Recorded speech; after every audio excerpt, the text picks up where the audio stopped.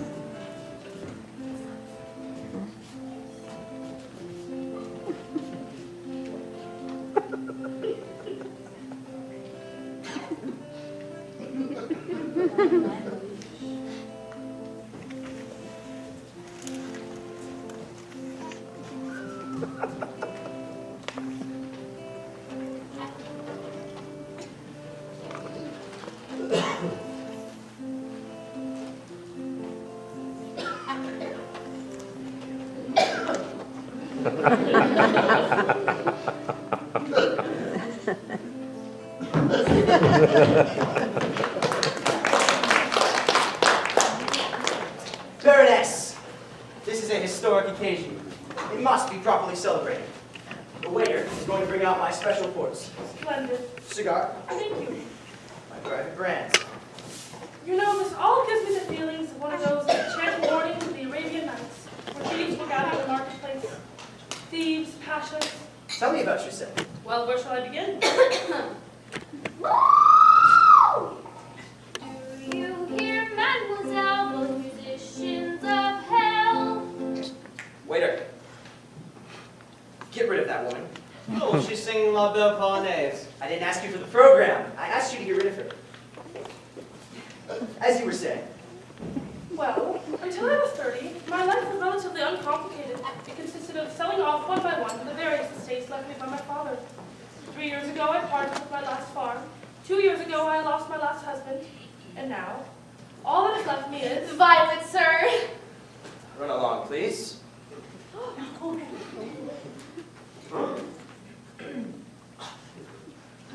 So that, in short, all I have left now is my name. Your name is precisely the name we need on our board of directors. Very flattering. You will understand when I tell you that mine has been a very different experience. I came up from the bottom. My mother spent most of her life bent over a washtub in order to send me to school.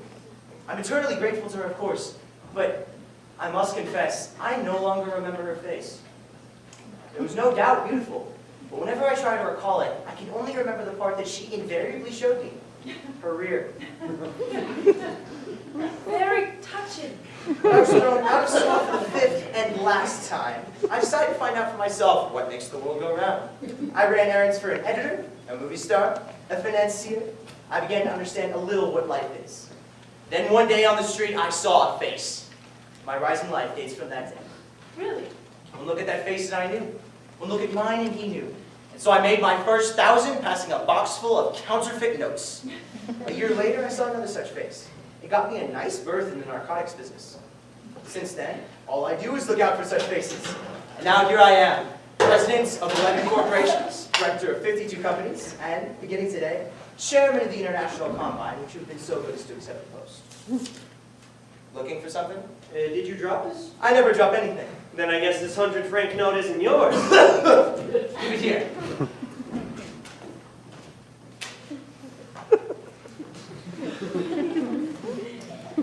Are you sure it's yours? Baroness, all 100-franc notes are mine.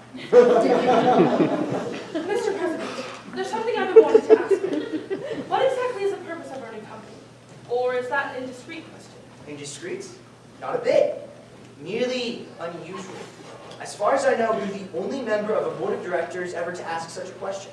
Do we plan to exploit a commodity, a utility? Baroness, I haven't the faintest idea. But if you don't know, who does? Nobody. At the moment, it's becoming just a trifle embarrassing.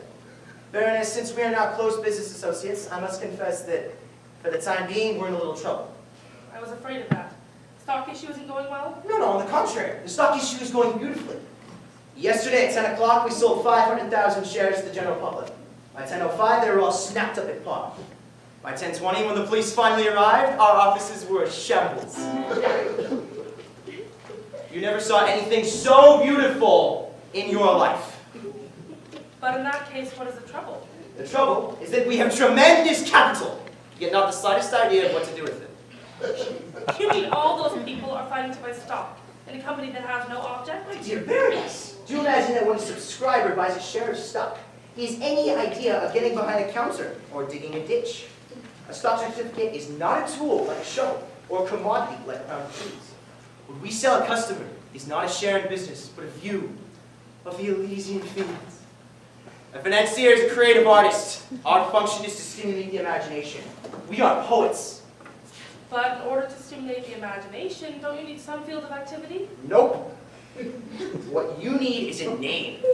A name that will stir the pulse. A trumpet call. Set the brain a-whirl. A movie star. Inspire reverence. A cathedral. United, general, international, consolidated. And of course, that has been used. That's what a corporation means. And do we have such a name? So far, we have only a blank space. In that space, a name must be printed. Baroness, in the course of my life, I have organized 11 great corporations on the basis of 11 magnificent names. I have a reputation at stake. This next name must be a masterpiece. And if I seem a little nervous today, it's because somehow I've racked my brains and it hasn't come to me. Somehow I wish, oh, look at that! Just like the answer to a prayer. You see, there's one, and what a beauty. You mean that girl? No, not the girl. That face, the one that's drinking water. You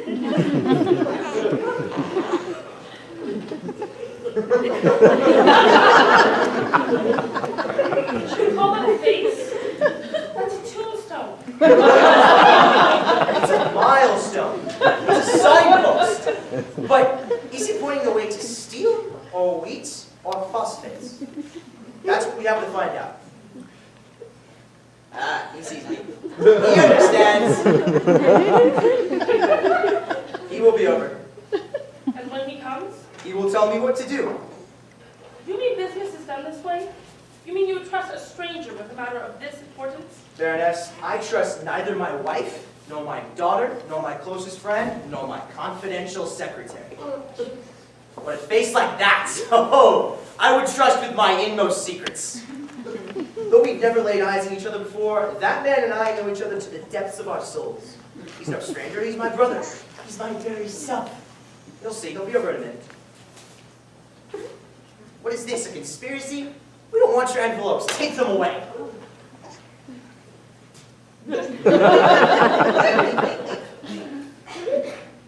Waiter, what the devil's he saying? Oh, only Irma understands him. Irma. And who is Irma? Irma! It's the waitress inside, sir. Irma! These patrons would. Tell this fellow to get out of here for God's sake. What's he trying to say anyway? He says it's an exceptionally beautiful morning, sir. Who asked him?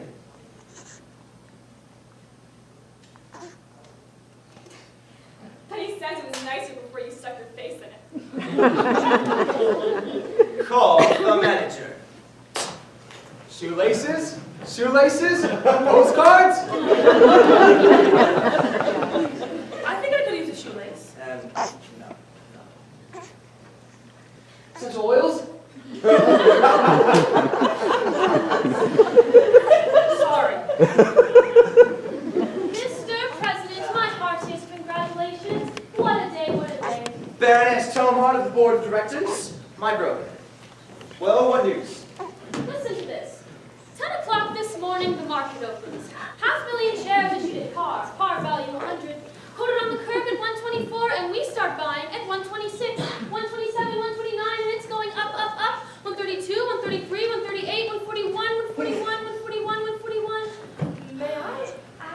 No. Any explanation would only confuse you. Go on. 10:45, we start selling short on rumors of a communist plot, market bearish. 141, 138, 133, 132, and it's down, 102, and we start buying back at 93. 11 o'clock, rumors deny, 95, 98, 101, 106, 124, 141, and by 11:30, we've got it all back. Net profit, 3.5 million francs. Classical. And how many shares do we issue to each member of the board? 50, as agreed. Big, stingy, don't you think? All right, 3,000. That's better. You get the idea? I'm beginning to get it. And now we've come to the exciting part. Listen carefully.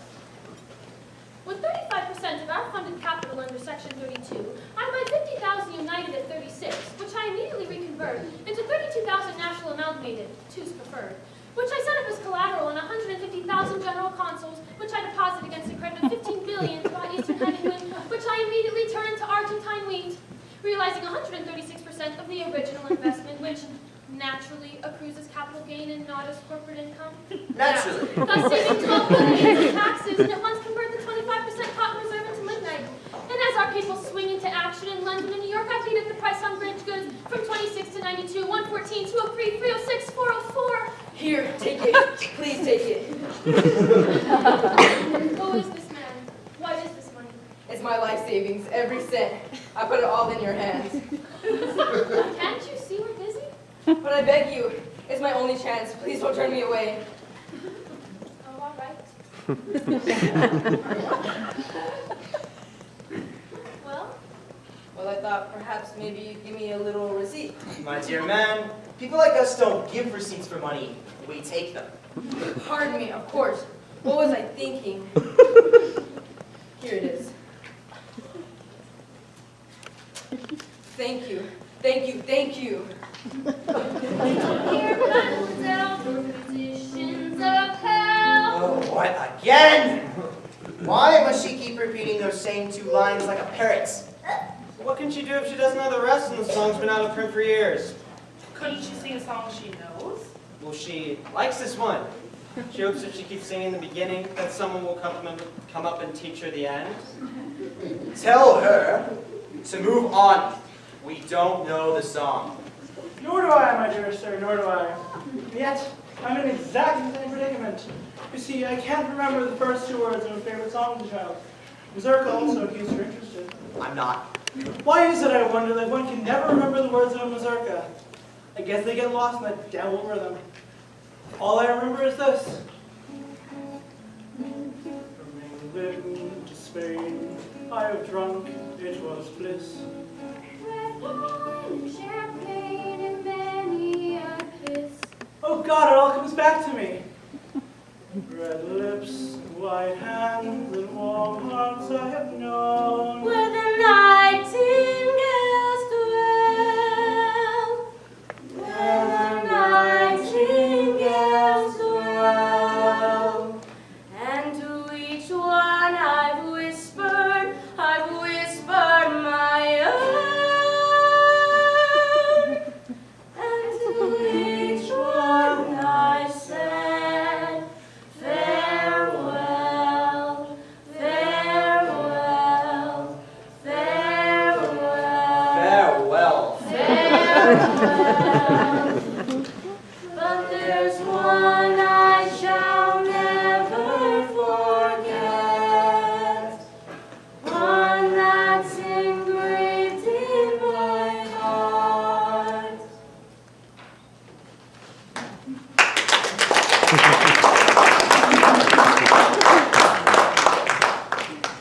This isn't a cafe. It is a circus.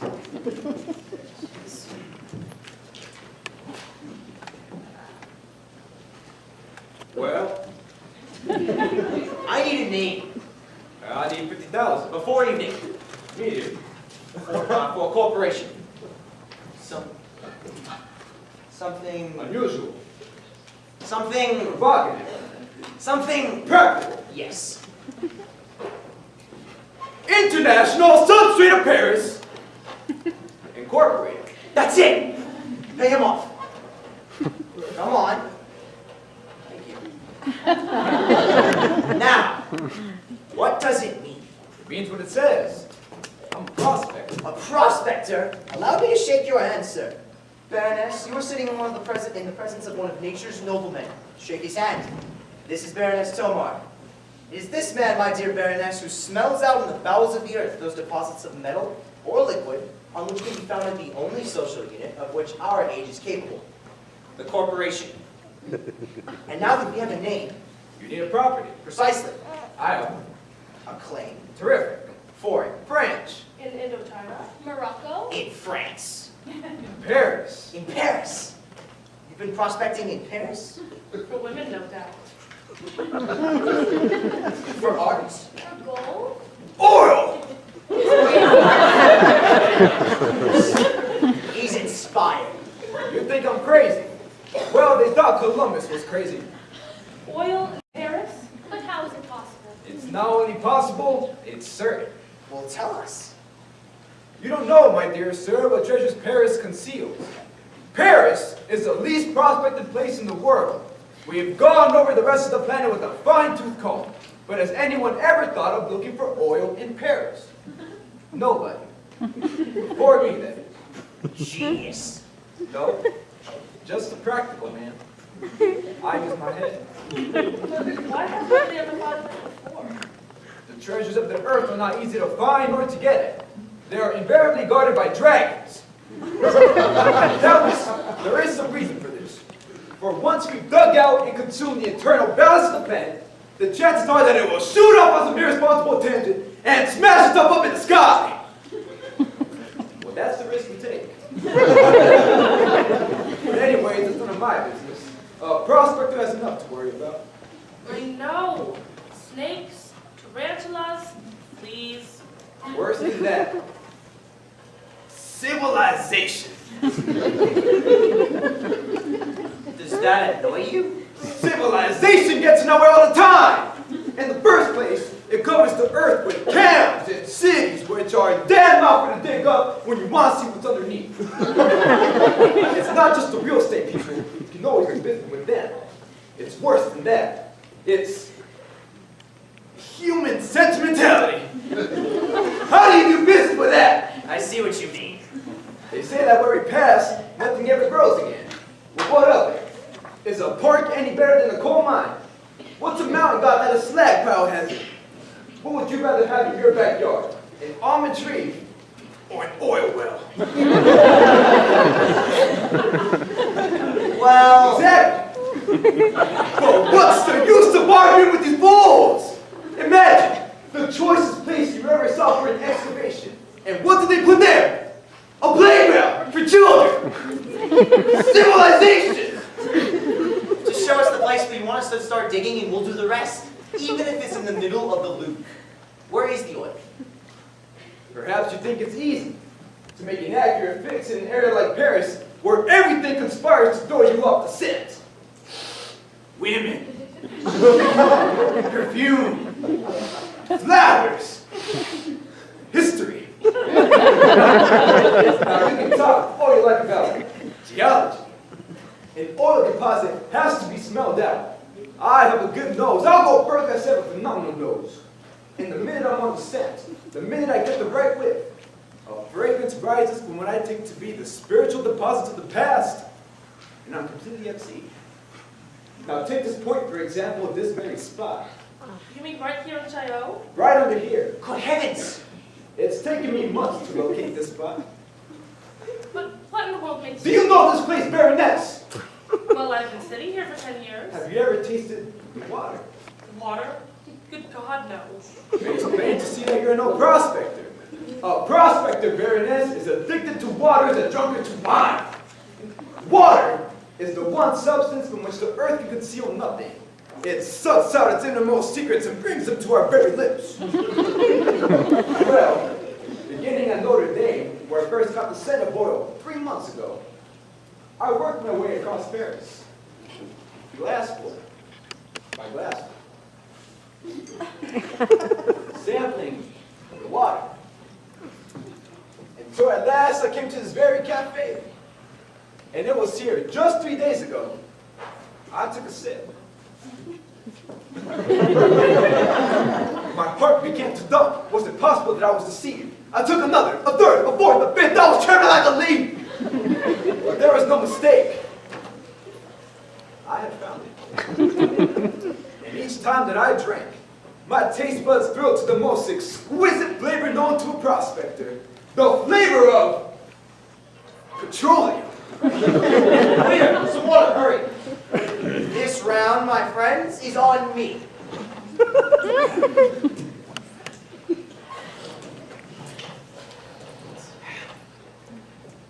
And I shall propose as a toast, international, substrates of Paris, Incorporated.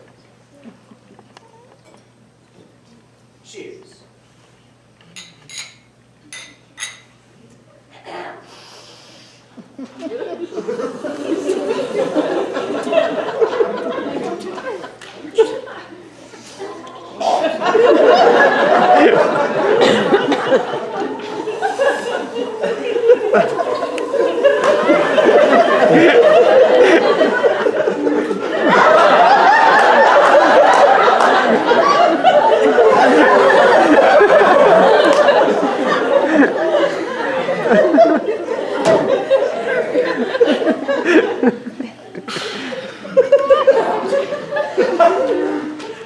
Well, Yes. You get it? Tastes clear? That's it! To the unpracticed palate, it tastes queer. But to the taste buds of the expert, There's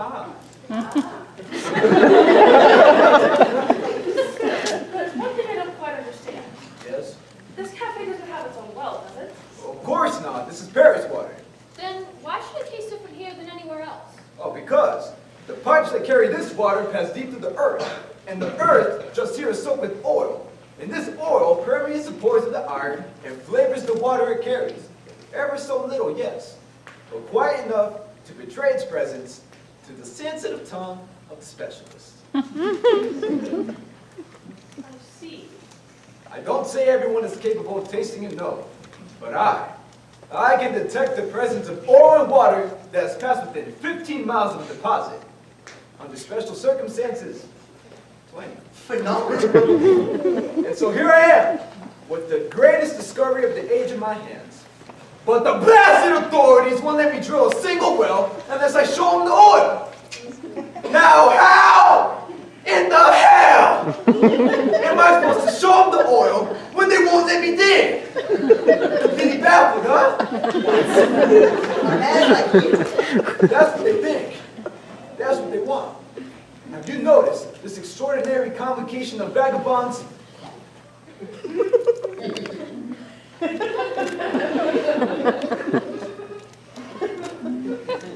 Buzzing about pretending to like bees around my eye. Do you know why it is? It's because they know they're in a league together to plot to distract us, to turn us from our purpose. Well, let them try. I know there's oil here, and I'm gonna dig it up if necessary, even if I...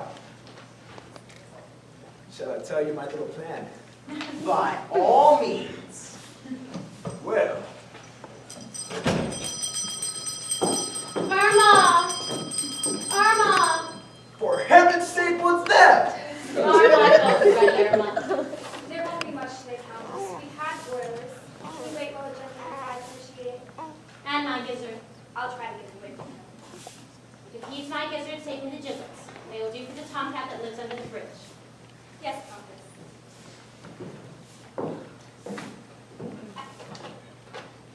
Oh. Waiter! Ask that woman to move on. Sorry, sir, this is our cafe. She's the manager of the cafe. Oh, well, she's the Mad Woman of Chaillot. A mad woman. She's mad. Oh, who says she's mad? You just said so yourself, stupid. Look, sir, you asked me who she was, and I told you. What's so mad about her? She's the Mad Woman of Chaillot. Call a policeman.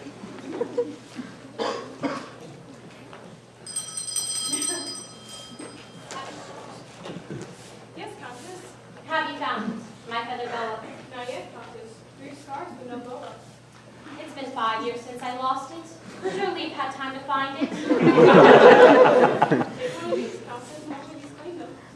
A bow like that doesn't vanish, you know. A feather boa 9 feet long. How about this yellow one? With my pink rose and my green veil? You're joking. Let me see the blue one.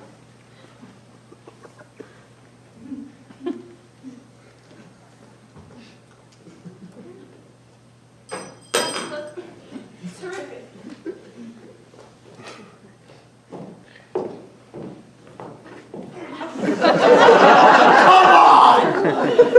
Waiter, I am making a complaint.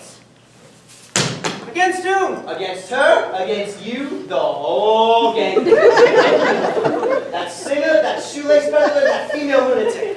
Whatever you call it. Calm yourself, Mr. President. I will do nothing of the sort. Baroness, the first thing we have to do is get rid of all these people. For heaven's sakes, look at them. Every size, shape, color, and period of history imaginable. It's utter anarchy. I tell you, Baroness, the only safeguard of order and stability in the modern world is a standardized worker with interchangeable parts. Here, the manager. And there, one composite drudge, grunting and sweating all over the world. Just we two. Ah, how beautiful. How easy on the eyes. How restful to the conscience. Yes. Yes, of course. Order, symmetry, balance. But instead of that, what? Here in Chaillot, the very citadel of management, these insolent phantoms of the past come to beard us with their raffish individualism, with the right of the voiceless to sing, of the dumb to make speeches, of trousers to have no seats, and bosoms to have dinner bells. But after all, do these people matter? Baroness, wherever the poor are happy, the servants proud, and the mad are respected, our power is at an end. Look at them. Look at that flower girl, that waiter, that mad woman. Do I get that sort of service? And supposing that I, president of 12 corporations and 10 times a millionaire, would just stick a gladiolus in my buttonhole and start yelling, "Are my bones ready, Emma?" Mr. President. You see? Now. We were discussing my plan. I get your plan. Kevin, she's watching us. Do you know what a bomb is?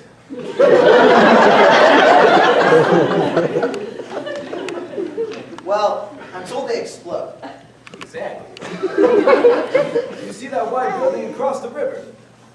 Do you happen to know what that is? I do not. It's the office of the city architect. That man has stubbornly refused to give me a permit to drill for oil anywhere within the city limits of Paris. I've tried everything with him. Influence, bribes, threats. He thinks I'm crazy, but now... Oh, good grief. Now what's he trying to sell us? Nothing but health, sir. Rather, the health of the feet. Remember, as the foot goes, so goes the man.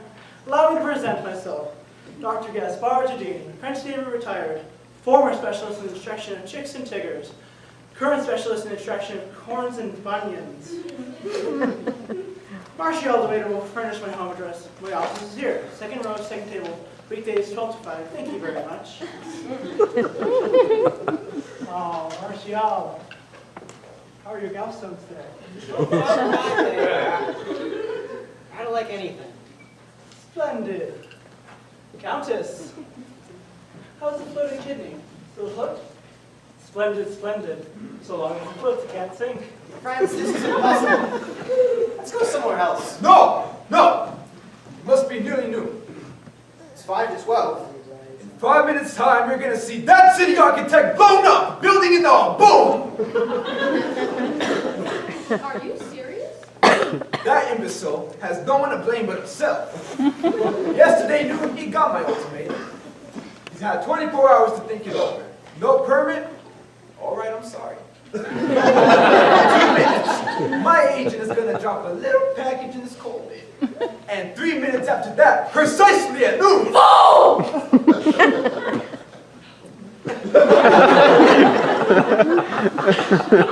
There's certainly used modern methods. The method may be modern, but the idea is old. To get a buried treasure, it has always been necessary to slay the dragon that guards it. I guarantee that after this, the city architect will be more reasonable. The new one, I mean. getting a little close for comfort? Don't worry. And above all, don't stare. We may be watched. Why, that's noon.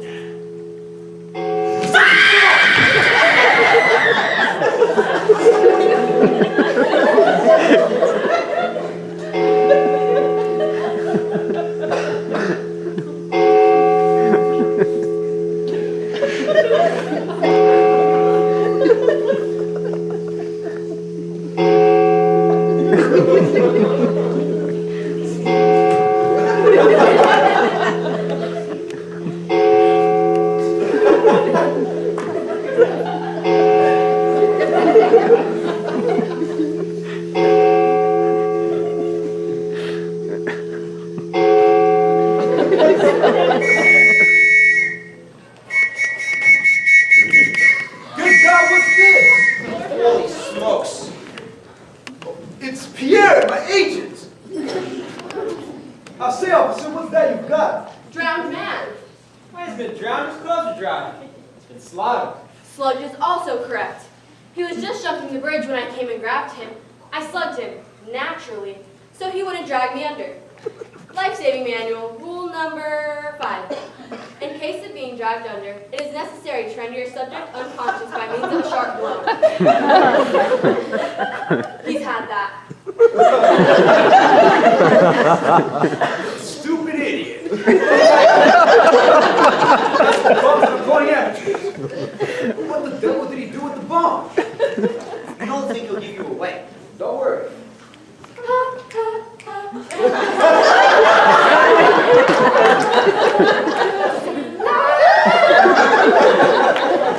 I'll say, officer, what are you doing? Life-saving, artificial respiration, first aid to drowning. But he's not drowned. But he thinks he is. You'll never bring him around that way, my friend. That is meant for those who drown in water. It is no good for those who drown without water. What am I supposed to do? I've just been sworn in, and that person on the beat. I can't afford to get in trouble. I've got to go by the book. Perfectly simple. Take him back to the bridge where you found him and throw him in. Then you can save his life and you'll get a medal. That way, you'll only be fined for slugging an innocent man. What do you mean, innocent? He was just going to jump when I came and grabbed him. Have you any proof of that? Well, I saw him. Written proof? Witnesses? No, but... Then don't waste time arguing. You're in trouble. Quick, before anybody notices, throw him in and dive after him.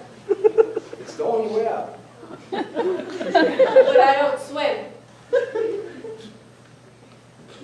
You'll learn how on the way down. Before you were born, did you know how to breathe? All right. Ladies, one moment. I don't like to interfere, but it is my professional duty to point out that another science has definitely established facts of intrauterine respiration. Consequently, this officer, before she was even born, did not only have to breathe, but how to burp, hiccup, and cough.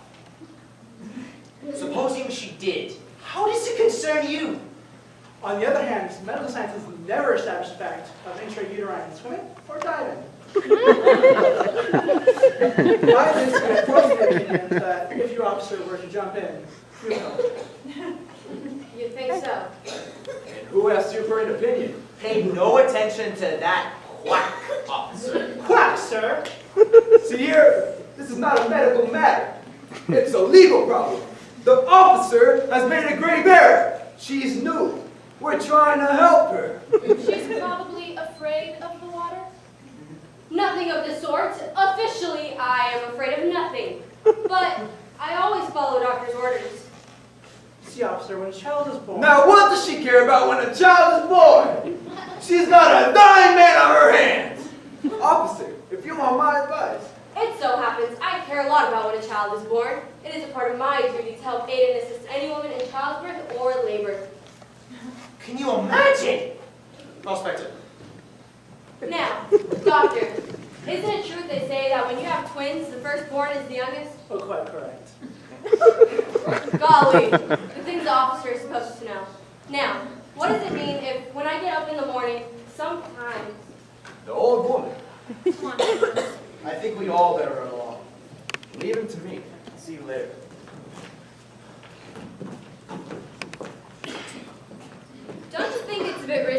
man to marry after 45. Officer! Oh, officer! What's the trouble? Quick! 2 women are calling for help on the sidewalk. Avenue Wilson. 2 women at once, standing up or laying down. You'd better go and see. Come quick. You better take the doctor with you. Come along, Dr. Tell him to wait till I get back.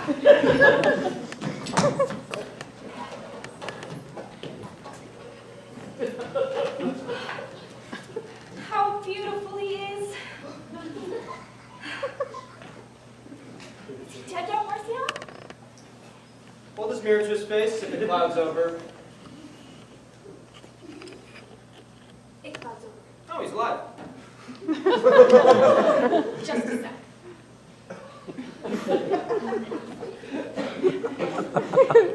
Oh, look, he's opened his eyes. Oh, how beautiful. Mama! Coming!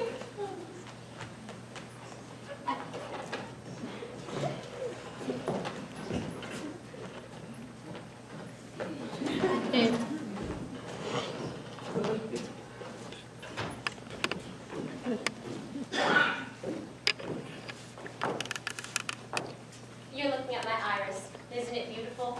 Very. The sergeant was good enough to say it becomes me. But I had to tell her quite frankly that I no longer trust her taste. Yesterday, the flower girl gave me a lily, and she said it didn't suit me.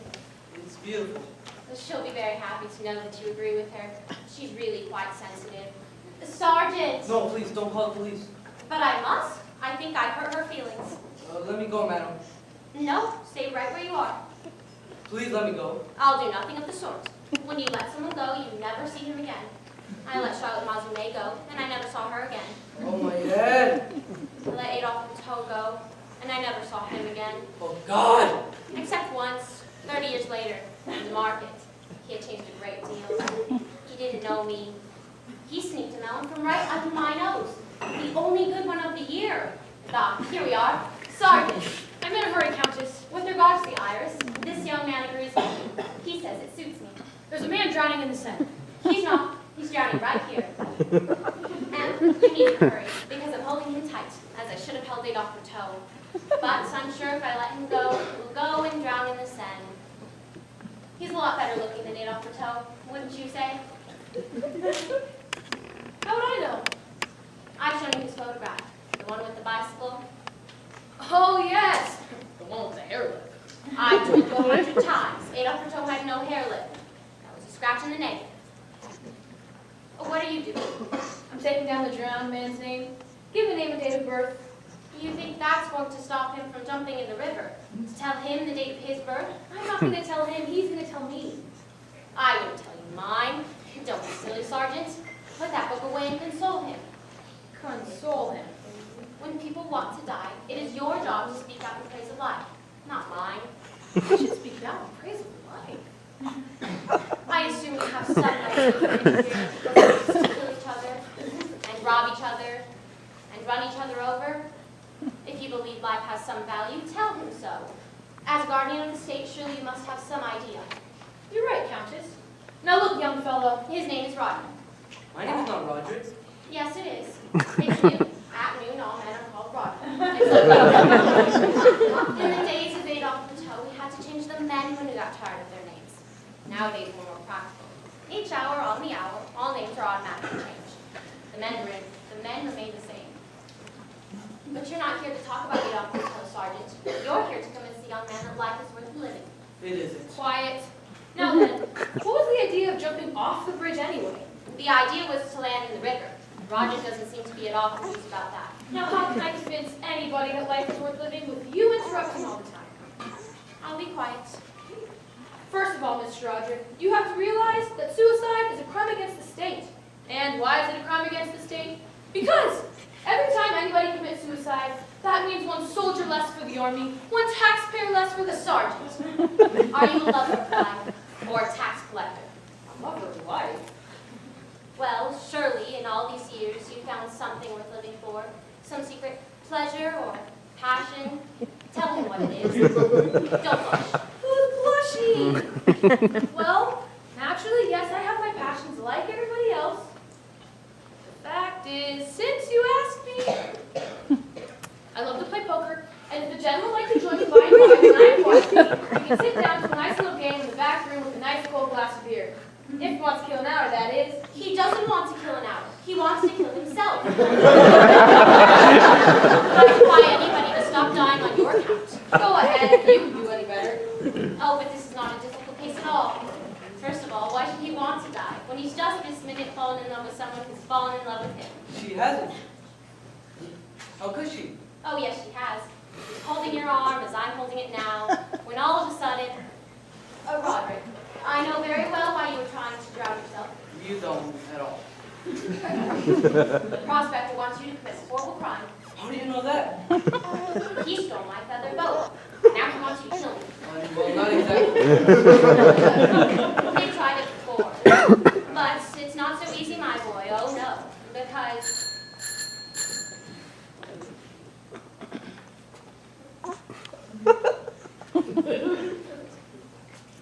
Take it easy, Sergeant. I'm busy saving a drowning man. They can't get rid of me because I have no desire to die. And to be alive is to be fortunate, Roderick. Of course, in the morning it doesn't always seem so very gay. When you take your hair out of the drawer and your teeth out of the glass, one is quite likely to feel a little out of place in this naughty world. Especially if you've just been dreaming that you're a little girl on a pony looking for strawberries in the woods. But all you need in order to feel the call of life again is a letter in the mail giving you your schedule for the day. Write it to yourself the day before. That's the safest. Here are my assignments for this morning. To mend my petticoat with red thread, to curl my ostrich feathers, to write my grandmother, etc., etc. And when I've washed my face with rose water and powdered it, not with this awful rice powder they sell nowadays, which does nothing for the skin, but with a cake of pure white starch, and put on my pins, rings, brooches, earrings, pearls, bracelets, in short, when I'm ready for my morning coffee and have had a good look at myself, not in the glass, naturally, it lies, but in the side of the brass gong that once belonged to Admiral Corbett. Then, Roger, then I'm armed. I'm strong. I'm ready to begin again. Oh, madam. Oh, madam. After that, everything is pure delight. First, the morning paper. Not, of course, these current sheets full of lies and vulgarity. I always read Chaillot, the issue of March 22nd, 1903. It's by far the best. It has some delightful sketches, some excellent fashion notes, and the last-minute bulletin on the death of Leonide LeBlanc. She used to live next door, poor woman. When I read of her death every morning, it gives me quite a shock. I'm glad to lend you my copy, but it's in tatters. Could we find a copy in some library, maybe? I doubt it. Go on, madam, go on. And so, when you've had your fruit sauce, not in the water, naturally, for no matter what they say, it's water that gives you gas. Plus, a bit of spiced cake, and put on your pins, rings, brooches, and earrings, pearls, and bracelets. Then, Roger, then in sunlight or rain, Chaillot calls, and you're ready to dress for your morning walk. This takes much longer, of course, without a maid. Impossible to do it under an hour. Or with your corset cover, drawers, all of which lace or button in the back. I asked Madame Lambine a while ago to fit my drawers with zippers. She was quite charming. She said it would spoil the style. I know a place where you put zippers on anything. I think Bonnie knows best. I really manage quite well. What I do now is I lace them in the front, then twist them around to the back. Then comes the search for the lorgnettes. And then comes the usual fruitless search for the feather boa that your prospector stole. I know it was he. He didn't dare look me in the eye. And then all you need is a rubber band to slip around your parasol. I lost the catch the day I struck the cat that was stalking the pigeon. It was worth it. I earned my wages that day. Countess, if you can use it, I found a nice umbrella catch the other day with a cat's eye in it. No, thank you, Radcliffe. But sometimes I've heard that these eyes come to life and fill with tears. I'd be afraid. Go on, madam, go on. Ah, so life's beginning to interest you, is it? Oh, what a fool I've been. See, Roderick, that's life. Now, how does it seem to you now? It seems marvelous. That's only the morning. Wait Wait till I tell you about the afternoon. All right, Pierre. Come along with me. Oh, perfectly all right. I said, come along now. No. It's no use. Please, let go of my hand. No, I'm holding your hand because I shall need your arm later. I need it to take me home. I'm very easily frightened. Madam, will you oblige me by letting my friend go? I will not oblige you in any way. All right. Then I'll oblige you. Let go of me! Let go of me! Let go of me! Let go of me! No! Let go of me! No! Let go of me! Let go of me! Officer! Officer! What's the trouble here? Officer, arrest this woman! She refuses to let this man go. Why should she? It's against the law for a woman to detain a man on the street. Suppose it's her son, whom she's found after 20 years. Or her long-lost brother. The Countess is not so old.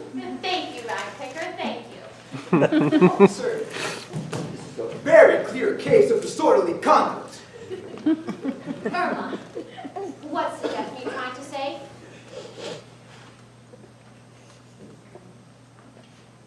He says the young man is in danger of his life. He mustn't go with him. What does he know? He knows everything. Officer, I'll have to take your number. Take her number. It's 2133. It adds up to 9. It will bring you luck. Countess, between ourselves, what are you holding him for anyway? I'm holding him because I want to hold him. He's the first man I've ever really held, and I'm quite enjoying it. And I'm holding him because as long as I hold him, he's free. Here, I'm giving you fair warning. And Irma wants me to hold him. If I let him go, it will break her heart. Oh, Countess. All right, you walk in traffic. I have your number. Nobody's holding me. Move on. You'll regret it, Pierre. Thank you. They're blackmailing you, are they? What did you do? Kill someone? Oh, no. Steal something? No. What then? I forged a signature. Whose signature? My father's to a note. And this man has a paper, I assume. He promised to tear it up if I did what he wanted, but I couldn't do it. But the man is mad. Does he really want to destroy the whole Chaillot? He wants to destroy the whole city. Fantastic. It's not funny, Countess. He can do it. He's mad, but he's powerful, and he has friends. Their machines are already drawn up and waiting. In 3 months, time you may see herds be covered by hordes of dirt and drills. Well, what are they looking for? Have they lost something? They're looking for oil, Countess. Dirt the bits that burns the city in a lick of oil. Suppose it is. What harm does it do? They want to bring the oil up to the surface. But that's the silliest thing I've ever heard of. Is that really a reason to destroy a whole city? They want to make war, Countess. Oh dear. Let's forget these horrible men. The world is beautiful. It's happy. That's how God made it. No man can change that. Countess, only you knew. If I only knew what. Shall we tell her? Tell me what. Nothing, Countess. Will you tell her? You've been a pitchman before. You can talk. Tell her. You're frightening me, my friends. Go on, I'm listening. Countess, there was a time when old clothes were as good as new. In fact, they were better. Because when people wore clothes, they gave something to them. You may not believe it, but right this minute, the highest priced shops in Paris are selling clothes that were thrown away 30 years ago. They're selling them for new. That's how good they were. Well, Countess, there was a time when garbage was a pleasure. A garbage can was not what it is now. If it smelled a little strange, it was because it was a little confused. There was everything there. Sardines, cologne, iodine, roses. An amateur might jump to the wrong conclusion, but to a professional, it was the smell of God's plenty. well, Countess, the world has changed. nonsense. How could it have changed? The people are the same, I hope. No, Countess, people are not the same. The people are different. There's been an invasion from another planet, an infiltration. The world's not beautiful anymore. It's not happy. Not happy. Is this true? Why didn't you tell me sooner? Because you live in a dream, Countess, and we don't like to disturb you. But how could it have happened? Countess, there was a time when you could walk around Paris and all the people you met were just like yourself. A little cleaner, maybe, or dirtier, perhaps. Nor angry, nor smiling. But you knew them. They were you. Well, Countess, 20 years ago, one day, on the street, I saw a face in the crowd. A face, you might say, without a face. The eyes, empty. The expression, not human. Not a human face. It saw me staring, and when it looked back at me with its gelatin eyes, I shuddered, because I knew that to make room for this one of us must have left the earth. A while after, I saw another, and another, and since then, I've seen hundreds come in. Yes, thousands. Describe them to me. You've seen them yourself, Countess. Their clothes don't wrinkle, their hats don't come off. When they speak, they don't look at you. They don't perspire. Do they have wives? Do they have children? They buy the models out of shop windows, furs and all. They animate them by a secret process. Then, they marry them. And naturally, they don't have children. What work do they do? They don't do any work. When they meet, they whisper, and then they pass each other 1,000-franc notes. You see them standing on the corner by the stock exchange. You see them at auctions, in the back. They never raise a finger. They just stand there. In theater lobbies, by the box office, you never go inside. They never do anything. But wherever you see them, things are not the same. I remember well the time when a cabbage could sell itself just by being a cabbage. Nowadays, it's no good being a cabbage unless you have an agent and pay him a commission. Nothing is free anymore to sell itself or give itself away. These days, Countess, every cabbage has its pimp. I can't believe that. Countess, little by little, the pimps have taken over the world. They don't do anything. They don't make anything. They just stand there and take their cut. It makes a difference. Look at the shopkeepers. Do you ever see one smiling at a customer anymore? Certainly not. Their smiles are strictly for the pimps. The butcher has to smile at the meat pimp, the florist at the rose pimp, the grocer at the fresh fruit and vegetable pimp. It's all organized down to the slightest detail. A pimp for birdseed, a pimp for fish food. That's why the cost of living keeps going up all the time. Yeah! You buy a glass of beer, costs twice as much as it used to. Why? 10% for the glass pimp, 10% for the beer pimp, 20% for the glass of beer pimp. That's where all our money goes. Pardon my French, Irma. So now you know, Countess, why the world is no longer happy. We are the last of the free people of the earth. You saw them looking us over today. Tomorrow, the street singer will start paying the song pimp, and the garbage pimp will be after me. I tell you, Countess, we're finished. It's the end of free enterprise in this world. Is this true, Roderick? I'm afraid it's true. Did you know about this, Irma? All I know is that the concierge says that Faith is dead. I stopped taking bets over the phone. The very air is different, Countess. You can't trust it anymore. If I throw my torches up too high, they go out. Ah, the sky pimp puts them out. Flowers don't stay alive anymore. They wilt. Have you noticed the pigeons don't fly anymore? They can't afford to. They walk. They're a pack of fools, and so are you. You should have told me something about it. Why are you complaining instead of doing something about it?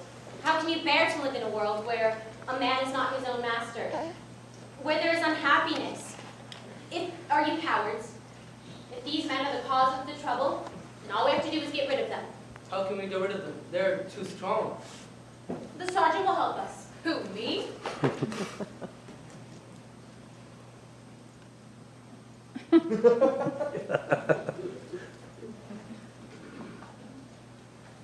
There are a great many of them, Countess. The deaf mute knows them all. They employed him once, years ago, because he was deaf. They fired him because he wasn't blind.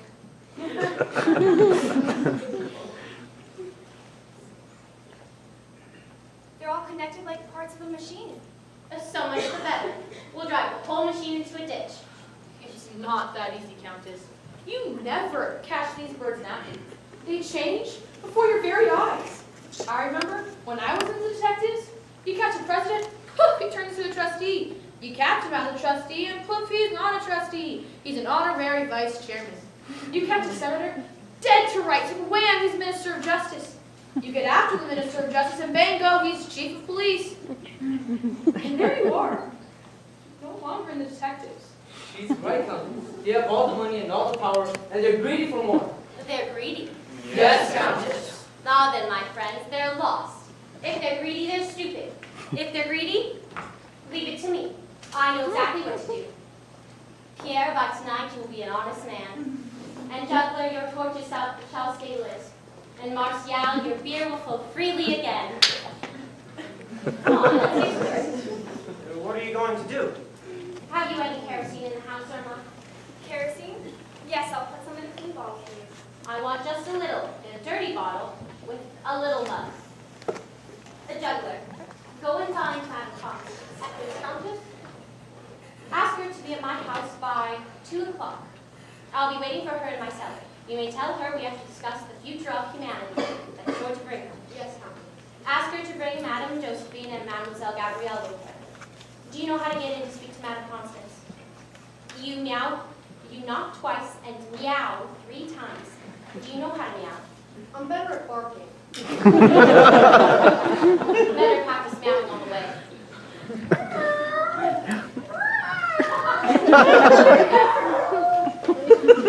And singer, remind me to ask Madame Constance. I think she knows the verses of your Reserva. Yes, ma'am. Here it is, Countess. Thank you, Irma. Deaf means take 11. Ready. My dear Mr. Oh, what's his name? You're all called Mr. President.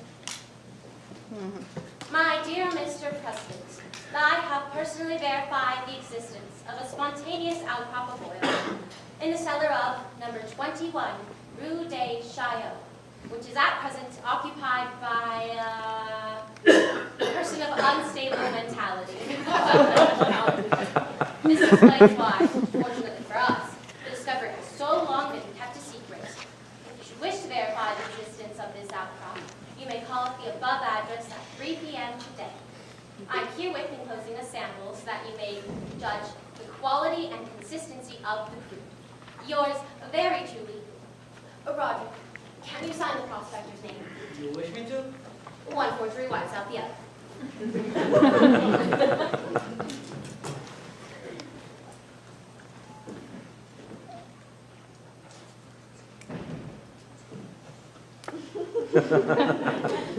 Who's to deliver this? The concierge, of course, on her bicycle. And once you've delivered it, run over to the prospector's office. Leave word that the president expects to see him at my house at 3. Yes, Countess. But this only takes care of 2 of them, Countess. Didn't I understand the deputy to say that they are all connected like the works of a machine? Yes. Then if one comes, the rest will follow, and we shall have them all. My boa, please. The stolen one, Countess. Naturally, the one the prospector stole. Hasn't turned up yet, Countess. The stolen subject of my calling. Real Ermine. Looks like it. Ermine and Iris go well together. Let me see it. Yes, Countess. But Roger, you shall take me home. You're so pale. I have some old chartreuse at home. I always take a glass each year. Last year I forgot. You shall have it. Anything I can do to help? There are a great deal of things you can do. There's a room in which no man has been in 20 years. You can untwist the blinds and let in a little sunlight for a change. There's the door of the wardrobe. You can take it off and deliver me from that old harpy that looks at me from out of the mirror. You can take the rat out of the trap. I'm tired of feeding it. Each man to his post. See you later, my friends.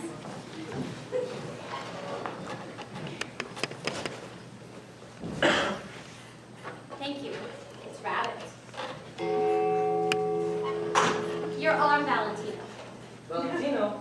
Didn't you hear the 1 o'clock strike? Your name is Valentino.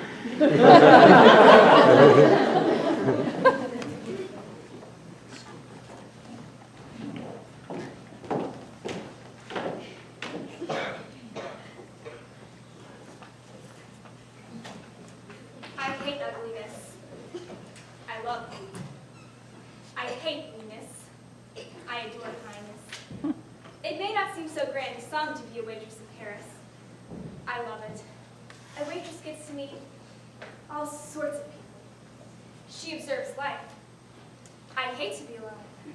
I love people. But I've never said I love you to a man.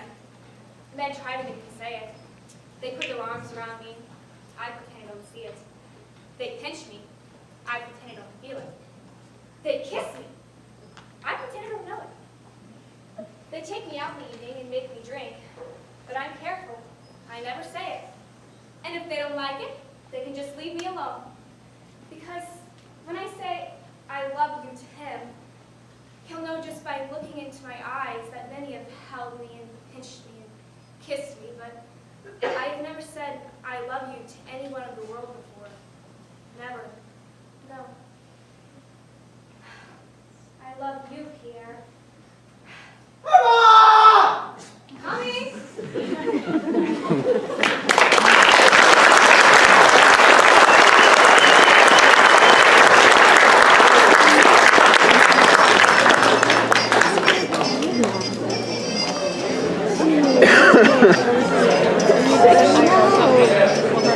Classic Sam.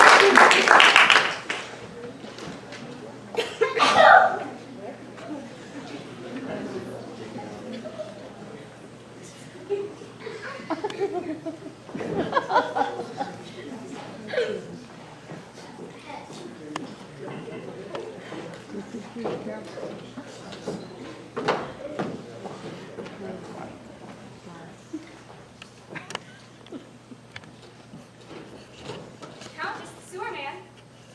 You found him. Sent him down, Irma. Countess! How do you do, Mr. Sewerman? Well, why do you have your boots in your hand instead of on your feet? Etiquette, Countess, etiquette. How very American. I'm told that in America, people apologize for their gloves when they shake hands, as if the human skin were nicer to touch than the skin of a sheep, and particularly when they have sweaty hands. My feet never sweat, Countess. How very nice. But please, don't stand on ceremony. Put your boots on, or put them on.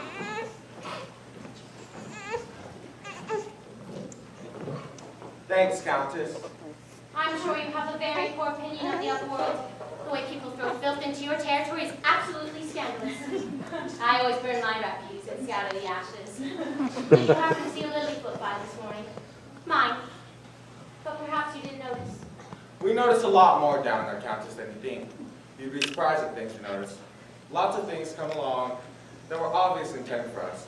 Little gifties, you may say. Sometimes a brand new Okay. A brand new shaving brush. And sometimes the brothers carry moths off. A very sweet dog. Tomorrow you shall have two sides. But now I have two questions to ask you. And they're very important. Yes, Countess? The first, and this has nothing to do with my problem, it's just something that's been bothering me. Did Superman of Paris have a king? Oh, no, Countess. That's another of those fairy tales out of the Sunday supplement. It seems to me these writers just can't keep their minds off the sewers. It fascinates them. They think of us moving around in our underground canals like gondoliers in Venice, and it sends them into a fever of romance. The things they say we have a race of girls down there that are never permitted to see the light of day. It's completely fantastic. The girls naturally come out every Christmas and Easter, parties by candlelight, gondolas and guitars, and troops of rats that dance as they follow the piper. What nonsense! They're not allowed to dance. No. We have no king down there. Down in the sewers you'll find nothing but good Republicans. And no queen. No, we may run a beauty contest down there once in a while, but no queen. What do you call a queen? And as for the swimming races, possibly once in a while. In the summer, in the dog days. I believe you, I believe you. Now on to my second question, and I have very little time. Yes, Countess? Do you remember that night I found you here, in my cellar, looking very pale and strange? You were half dead, as a matter of fact, and I brought you some brandy. Yes, Countess. That night you promised to tell me the secret of this room. Secret of the moving soul? I need it now. Only the king of the sewers men knows this secret, Countess. I'm sure of that. But I have 3 magic words that can open any door words can open. I tried them all in a various tones of voice. They don't work. It's a matter of life and death. Look, Countess! Good heavens! Where do those stairs lead? Nowhere. They must go somewhere. They just go down. Let's proceed. No, never again. That time you found me, I was in a close shave. I kept going down and around and down and around for an hour, a year, I don't know. There's no end to it, Countess. Once you start, you can't stop, your head begins to turn, you're lost! Once you go down, there's no coming up. You came up. I'm a special case and I stopped the time. Couldn't you have shouted? To fire off a cannon. Who could have built such a thing?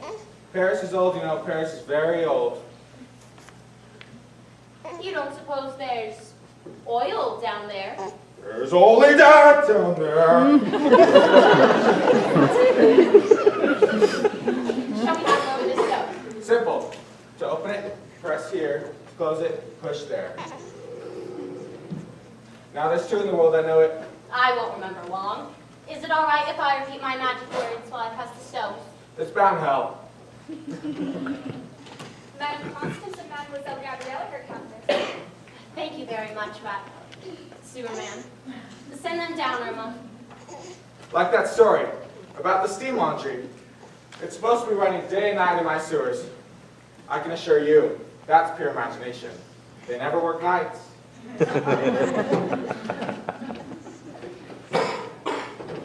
Aurelia! Here we are. Don't tell me they found your abode. You don't mean Adolphe Berteau has proposed at last? I knew he would. How are you, Constance?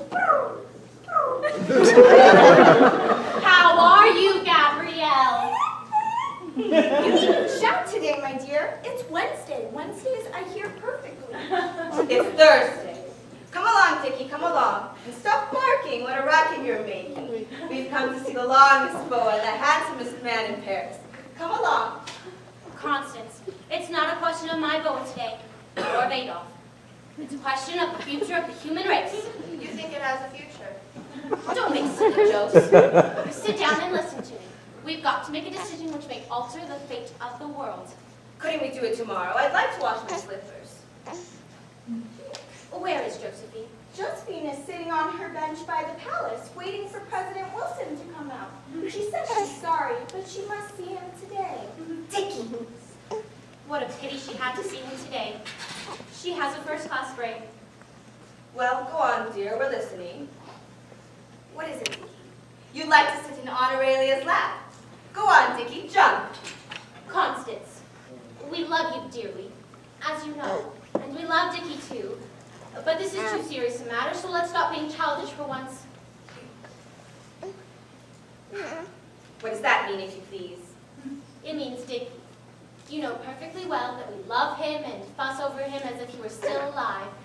He's a sacred memory, and we wouldn't hurt his feelings for the world. But please, don't plump him in my lap when I'm trying to settle the future of mankind. His basket is in the corner. He knows where it is. He can just go and jump in it. So you're against Dickie, too? I'm not in the least bit against Dickie. I adore Dickie. But you know as well as I that he's only a convention with us. It's a beautiful convention. But that doesn't mean it has to bark all the time. Besides, it's you that spoil him. That time you went to visit your niece and left him with me, we got along together marvelously. When you're around, he's a model dog. He doesn't bark, he doesn't tear things, he doesn't even eat. But with you around, one really can't pay attention to anything else. No, I will not take Dickie in my lap at a solemn moment like this. Not for anything in the world. That's that. Constance, dear, I don't mind taking him in my lap. He loves to sit in my lap. Don't you, darling? Kindly. Stop putting on angelic airs, Gabrielle. I know you very well. You're much too sweet to be sincere. Besides, there are plenty of times that I pretend that Dickie is here, when really I've left him at home, and you pet and cuddle him just the same. I adore animals. If you adore animals, you wouldn't pet them when they're not there. It's a form of hypocrisy. Now, Constance, Gabrielle has as much right as you. She has no right to do what she does. Do you know what she does? She invites people to come to tea with us. People whom we know nothing about. People who exist only in her imagination. I don't invite them at all. They come by themselves. What can I do? You might introduce us. If you think they're imaginary, what do you want to meet them for? Why, of course they're imaginary. But who likes to have imaginary people staring at one? Especially strangers. Oh, you're really very nice. Tell me one thing, Gabrielle. Are they here right now? Am I to be allowed to speak? Or is this going to be the same as the argument about inoculating Josephine's cat, when I didn't even get to the subject at all? Never, never, never. I would never consent to something like that. I would never do a thing like that to you, Dickie Sweet. Oh, dear. She's in tears. What an impossible creature. Everything will be spoiled because of her. All right, all right. Constance, stop crying. I'll take him in my lap. No, he doesn't want to go now. Oh, how could you be so cruel? Don't you suppose I know about Dickie? Don't you think I'd rather have him here, woolly and frisky, running around the way he used to? You have your Adolf and Gabrielle has her birds, but I have only Dickie. Do you think I'd be so silly about him that it wasn't by pretending that he's here all the time that I get him to come sometimes, really? Next time I won't bring him. All right, let's not make a big deal. Come on, Dickie, Irma's going to take you for a walk. Irma! No, he doesn't want to go. Besides, I didn't bring him today. So there. Irma, make sure the doors are locked. What do you mean? Why locked? Who's coming? You know by now to let me get a word in. Horrible thing has happened. This morning, exactly at noon. Oh, how exciting. Be quiet. This morning, exactly at noon, thanks to a young man who drowned himself in the Seine. Oh yes, well I remember. Do you know a mazurka called La Belle Italienne? Yes, Aurelia. Could you sing it right now? Yes, Aurelia. All of it? Yes, Aurelia. But who's interrupting now, Aurelia? Right.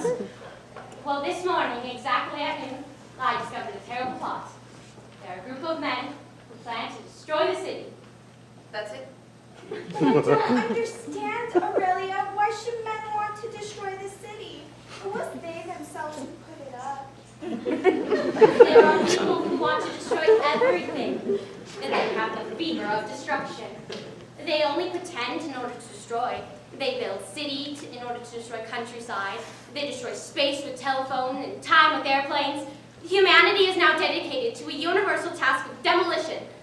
I speak primarily, of course, of the male sex.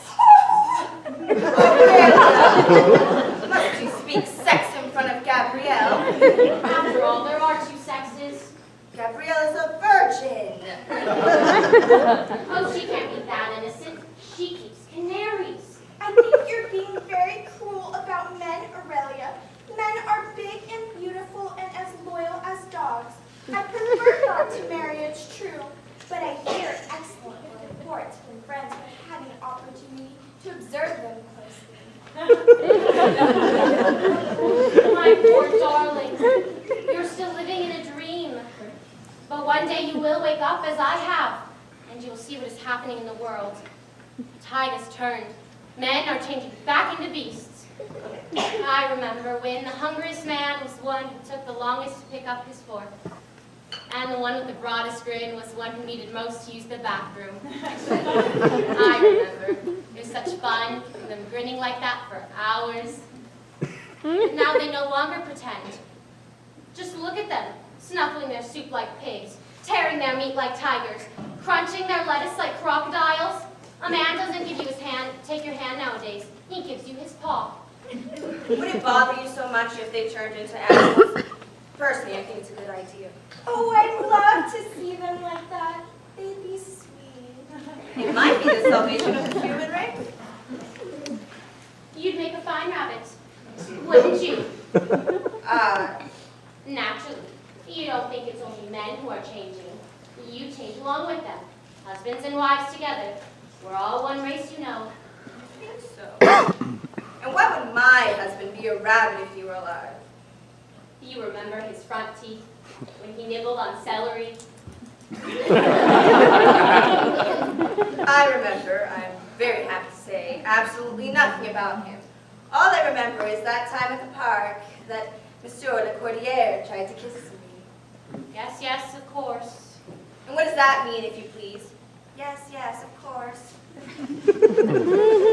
Constance, just this once, tell us truly, did that really happen, or did you read about it in a book? Now you're insulting me. We promise faithfully to believe again after, won't we, Gabrielle? But tell us the truth this once. How dare you question my memories? What if I said your pearls were false? They were. I'm not asking what they were. I'm asking what they are. Are they false or are they real? Everyone knows that as you wear pearls, little by little they become real. And isn't it the same with memories?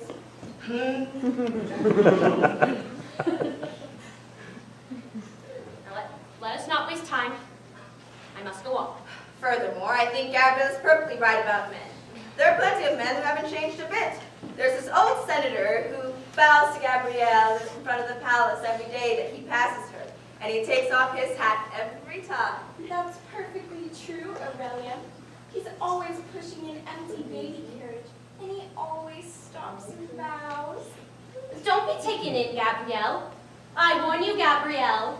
That's all make-believe. Don't let the senator with the empty baby carriage pull the wool over your eyes. He's really the soul of courtesy. He seems very correct. Those are the worst ones. Believe me. He'll make you wear black riding boots and dance the can-can around you as he sings God knows what filth at the top of his voice. The very thought makes one's blood run cold. You think that's what he has in mind? Of course. Men have lost all sense of decency. Besides, they're disgusting. Just look at them, at their tables in the cafes, working away in unison with their toothpicks, digging up roast beef, veal, onion. They don't harm anyone that way. Then why do you barricade your door and make your friends meow before letting them up? Incidentally, Gabrielle and I must make charming sights. Meowing like tomcats on your doorstep. Meow. Meow. Meow. You know there's no need whatsoever for you to yell together. One would be quite enough. And you know perfectly well why. They're murderers. I don't see what prevents murderers from yelling like anyone else. But why are there murderers? Why? Because there are thieves! And why are there thieves? Why is there practically nothing but thieves? Because they worship money. Because money is king. Ah, now we come to it. Because we live in the reign of the golden calf. Did you realize that, Gabrielle? Men now publicly worship the golden calf. How awful! Have the authorities been notified? The authorities do it themselves, Gabrielle. Has anyone talked to the bishop? Nowadays, only money talks to the bishop. And so, you see why I've asked you here today.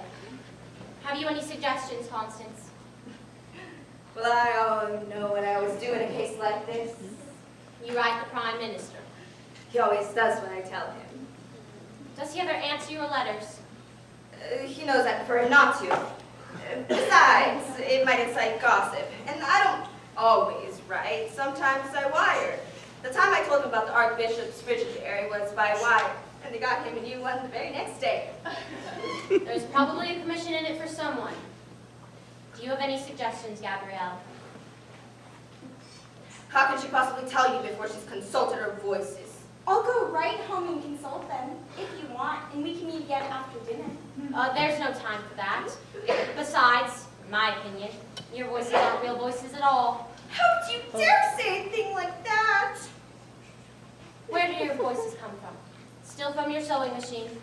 Not at all. They've passed into my hot water bottle. And it's much nicer that way. They don't chatter anymore. They gurgle. But they haven't been a bit nice to me lately.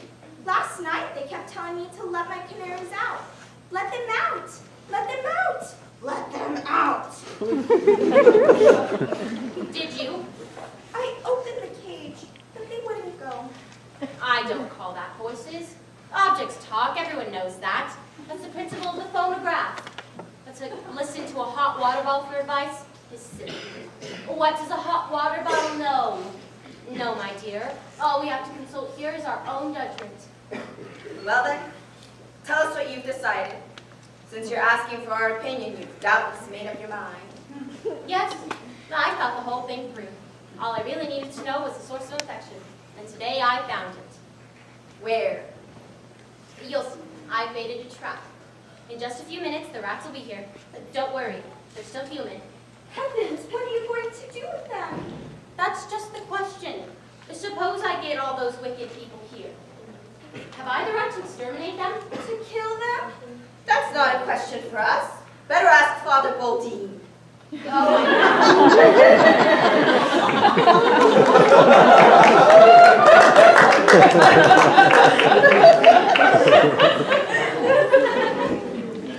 Oh yes, one day at confession I told him frankly I had a secret desire to destroy all the wicked people of the world.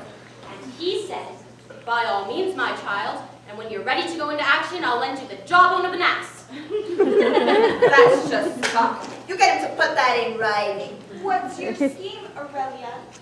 That's a secret. It's not so easy to kill them, you know. Let's say you had a tank full of burning oil all ready for them. You couldn't get them to walk into it. There's nothing as stubborn as a man when you want him to do something. Leave that to me. Even if they were killed, they'll be missed. And then we'll be fine. They find you for every little thing these days. They'll never be missed. I wish Josephine were here. Her husband's sister was a lawyer. She knows all about those things. Do you ever miss a cold when it's gone? When the earth is well again, do you think it will regret its illness? No, it will stretch itself and smile, and that's all. Just a moment. Gabrielle, are they here? Yes or no? What's the matter with you? I'm simply asking Gabrielle if her friends are in the room or not. I have a right to know. I'm not allowed to say. I know very well they are, or else you wouldn't be making those faces. What difference does it make to you if her friends are in the room or not? Just this. If they are, I'm not going to say another word. And I'm certainly not going to commit myself in matters involving the death sentence in front of third parties, whether they exist or not. That's not being very nice to my guest, Constance. Constance, are you mad? Or are you so stupid as to think that just because we're the only ones here, there's no one else in the room? Do you consider us so boring or so repulsive that of all the millions of beings, imaginary or otherwise, who are prowling about space looking for a little company to spend a moment with, there isn't one who might possibly enjoy spending a moment with us? On the contrary, my dear, my house is full of guests. Always. They know that here at least is one place where they can find a welcome and pleasant hour. And for my part, I'm delighted to have them. Thank you, Aurelia. You know very well, Aurelia. I know perfectly well that at this moment, the whole universe is listening to us, and that our voices reach even the remotest stars. To think otherwise is sheer hypocrisy. Then why do you insult me in front of everybody? I'm not mean. I'm shy. I feel funny about giving an opinion in front of such a crowd. Furthermore, if you think I'm so bad and stupid, why did you invite me in the first place? I'll tell you why. And I'll tell you why, disagreeable and quarrelsome as you are, I always give you the best cake and my best honey. Because when you're here, there's always someone with you. And I don't mean Dickie. I mean another Constance, who resembles you like a sister. Only she's sweet, and she sits modestly to one side, and she smiles at me tenderly. All the time you're bickering and quarreling. And it's to her whom I give that biggest piece of cake. And it's her vote whom I'm asking you to cast in this crucial moment. And not yours, which is of no importance whatsoever. I'm leaving. Please don't go. I can't let her leave. No, this is too much. I'm taking her with me. Countess Madame Josephine. Thank God. We're saved. My dear friends. Once again, today I waited for President Wilson, but he didn't come out. You'll have to wait quite a while longer. He's been dead since 1924. I have plenty of time. We have a legal problem to ask you. Suppose you get all the world's criminals here in this room. Have you the right to exterminate them? Why not? Exactly my point. But Josephine, so many... De minimis non corrales. The more there are, the more legal it is. It's impersonal. It's even military. It's the cardinal principle of battle. You get all your enemies in one place, and you kill them all together at one time. Because if you had to track them down in their houses and offices, you'd get tired. And sooner or later, you'd stop. I believe your idea is very practical, Aurelia. I can't imagine why we never argued before. Well, if you think it's all right. By all means. You're a criminal and fighting for a trial, I suppose. Trial. Certainly. Why, you can't possibly kill anybody without a trial. That's elementary. No man shall be deprived of his life, liberty, or property without due process of law. They deprive us of ours. That's not the point. You're not accused of anything. Every accused, man, woman, or child, has the right to defend himself at the bar of justice, even animals. Before they lose, you will recall the Lord permitted Noah to speak in defense of his fellow mortals. He evidently started. You know the result. So, in having a trial, you run no risk whatever. But if they suspect anything, I'll lose them. There's a simple procedure prescribed in such cases. You can summon the defendants by calling them 3 times, mentally, if you like. If they don't appear, the court may designate an attorney who will represent them. This attorney can then argue their defense to the court in absentia, and a judgment can then be rendered in contumatio. But I don't know any lawyers, and we have only 10 minutes. Hurry, Josephine, hurry! In case of emergency, it is permissible for the court to order the first passerby to act as attorney for the defense. A defense is like a baptism autism. It's absolutely indispensable, but you don't have to know anything to do it. Ask Irma to get you somebody, anybody. The deaf mute. Well, that's getting it down a bit fine. That might be questionable on opinion. The sergeant. She won't do. She's under oath to the state. Irma. Who's up there, Irma? All our friends. And the rag picker. Yes. Send down the rag picker. Do you really think it's wise to have all those millionaires represented by a rag picker? It's a first-rate choice. All criminals are represented by their opposites. Murders by someone who obviously wouldn't hurt a fly. Experience shows it's the only way to get an acquittal. But we must not have an acquittal. It would mean the end of the world. Justice is justice, my dear. Greetings, Countess. Ladies, my most sincere compliments. Has Irma told you? She said something about a trial. We are about to summon before the bar of justice all the wicked people of the world. And you have been appointed attorney for the defense. Terribly flattered, I'm sure. Do you know the defendants well enough to undertake the case? I know them to the bottom of their souls. I go through their garbage every day. What do you find there? Mostly flowers. Are you trying to prejudice the case? Oh, no, Countess, no. Permit me to make a suggestion. Instead of speaking as attorney, suppose I speak directly as defendant. That way, it will be more convincing, and I will be able to get into it more. Excellent idea.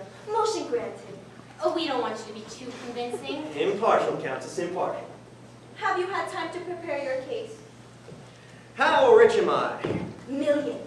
Billions. How did I get them? Theft? Murder? Embezzlement?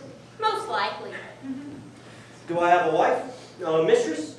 Everything. All right, I'm ready. Officers, you will conduct the prisoner to the bar. Come in, you may all take your places. The trial is public.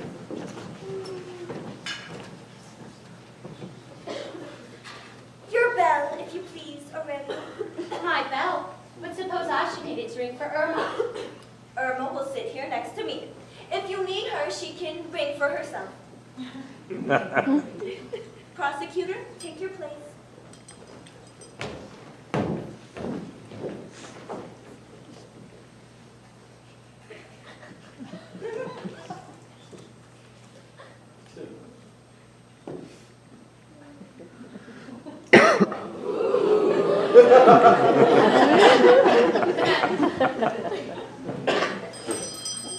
The court is now in session. You may take the oath. I swear to tell the truth, the whole truth, and nothing but the truth. Nonsense. You're not a witness. You're a lawyer. All right.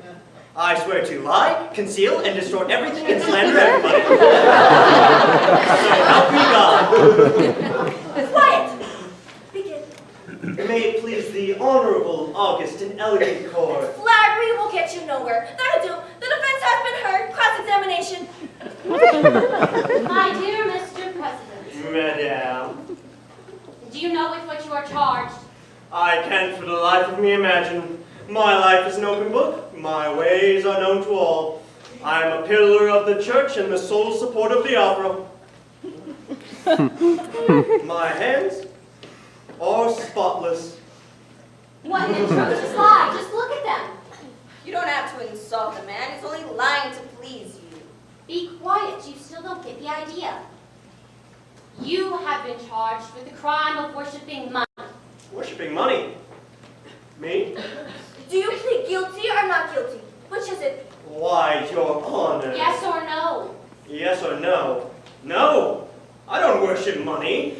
Money worships me. It adores me. It won't let me alone. Listen to that. It's damned embarrassing, I can tell you. Defendant, you will tell the jury how you came across your money. Certainly. The first time money came to me, I was a mere boy, a little golden-haired child in the bosom of my dear family. It came to me in the guise of a gold brick, which, in my innocence, I picked out of a garbage can one day while playing. I was horrified, as you can imagine. I immediately tried to get rid of it by swapping it for a little run-down one-track railroad, which, To my consternation, it once sold itself for 100 times its value. In a desperate effort to get rid of this money, I began to buy things. I bought the Northern Refineries, the Galleries Lafayette, the Schneider Croissant Munition Works. But no, and now I'm stuck with them. Everyone knows that the poor are alone to blame for their poverty. It's only just that they should suffer the consequences. But how is it the fault of the rich if they're rich? It's a horrible thing. And I'm assigned to it. I don't ask for your sympathy. I don't ask for your pity. All I ask is for a little human understanding. Please, dry your tears. You're fooling nobody.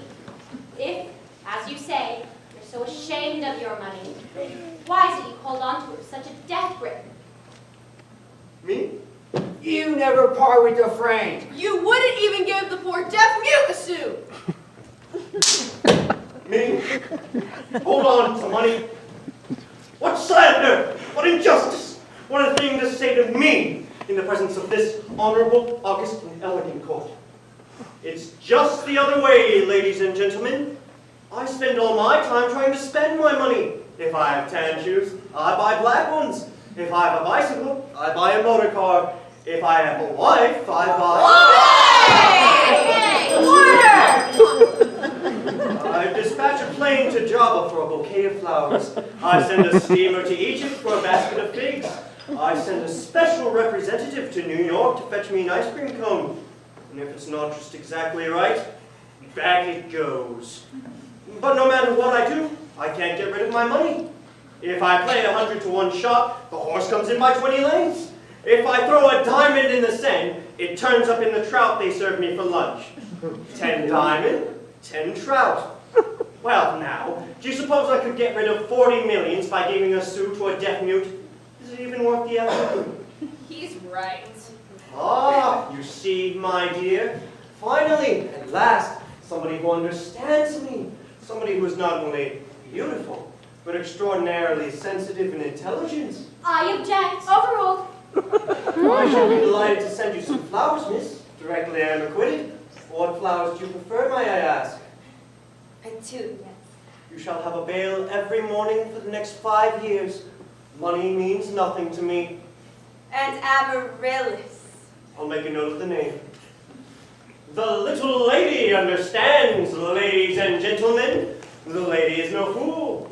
If I gave the deaf mute a franc, 20 francs, 20 million francs, it still wouldn't make a dent in the 40 times 1,000 million francs that I'm afflicted with. Right, little lady? He's right. Money sticks to me like a mustard plaster.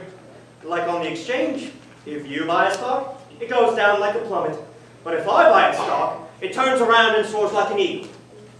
If I buy at 33... We know, it goes up to 1,000. It goes up to 20,000. That's how I bought my 12 chateaux, my 20 villas, my 234 farms. That's how I endow the opera and keep my 12 ballerinas. I hope every one of them deceives you every hour of the day. How can they deceive me? Suppose they try to deceive me with the male chorus, the general director, the assistant electrician, or the English horn. I own them all, body and soul. It would be like trying to deceive me with my big toe. Don't listen, Gabrielle. Listen to what? No. No. I'm incapable of jealousy. I have all the women, or I can have them, which is the same thing. I get some with pearls, others with caviar. So you think there are no women with morals? I mix morals with mink. Delicious combination. I drop pearls into protests. I adorn resistance with rubies. My touch is jeweled. My smile a motor car. What women can withstand me? I raise my little finger. Do they fall? Like the leaves in autumn. Like tin cans from a second-story window. This is going a little far, I must say. You see your money leads. Yes, of course. Because when you have no money, nobody trusts you. Nobody believes you. Nobody likes you. Because to have money is to be virtuous, honest, beautiful, and witty.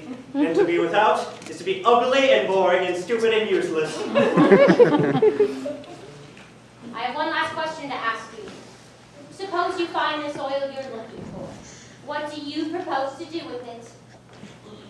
I propose to make war! What? I propose to conquer the world! No!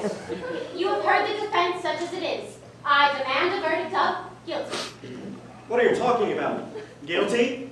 I'll have you know I am never guilty! I order you to be quiet. I am never quiet! Quiet in the name of the law. I am the law! When I speak, that is the law. When I present my backside, it is etiquette to smile and to apply the lips respectfully. It is more than etiquette. It's a national privilege guaranteed by the Constitution. It's contempt of court. The trial is over. And the verdict? Guilty. Guilty as charged. And I have the right to carry out the sentence. Yes, Countess. I can do whatever I like with them. Yes, Countess. I can exterminate them.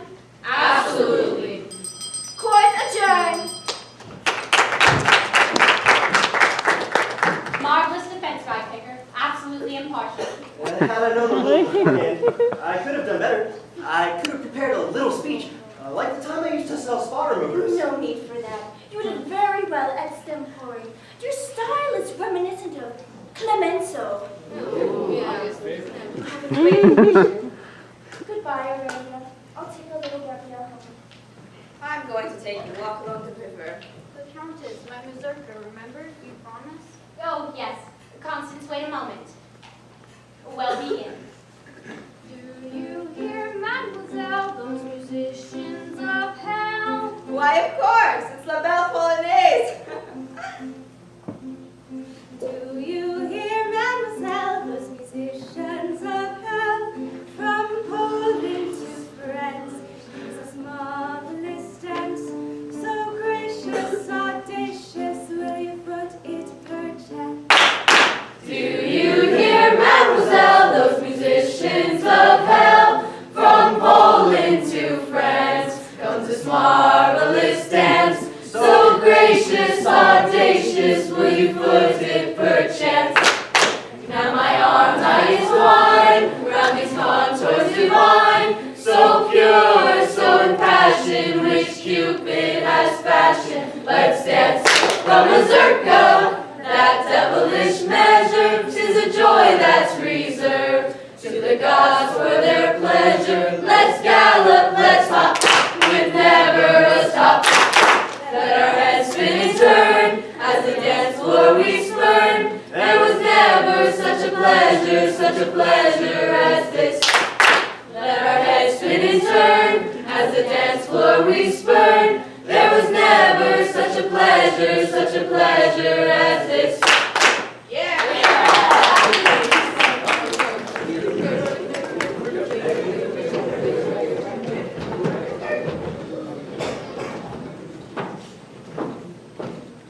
It's time for your afternoon nap. And did you ever see a trial end more happily in your life? Just lie down and close your eyes. But suppose they come. I'll watch for them.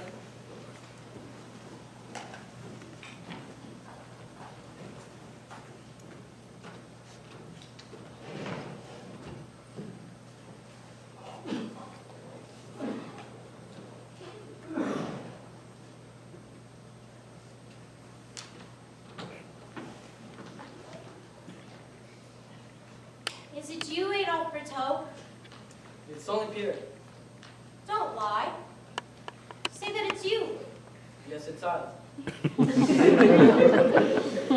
it cost you so much as to call me Aurelia? Yes, it's I, Aurelia. Why did you go, Adolphe Berteau? Was she so lovely, this Georgette of yours? You are 1,000 times lovelier. She was clever then. She was stupid. When you looked into her eyes, you saw a vision of heaven, perhaps. I saw nothing. That is how men are. They love you because you're beautiful and clever and soulful. And they leave you for someone who's plain and stupid and soulless. But why, Adolphe Berteau? Why? Why, really? I know she wasn't rich. Because when I saw you in that market, you snuck that melon from right under my nose. Your cuffs, my poor friend, were badly frayed. Yes, she was poor. Oh, my darling, forgive me. No, I will never forgive you. All the same, I swear, Aurelia. Don't swear. I know. Gave her the same flowers, bought her the same chocolates. No, I will never forgive you, not for anything in the world. I have always loved you, Aurelia. Loved. You are dead too, Adolphe Berteau? No, I love you. I shall always love you, Aurelia. I know. I knew that much the moment you left. But I did want to hear you say it. Never forget me, Aurelia. Farewell, Adolphe Berteau. Farewell. Give my hand to little Pierre and...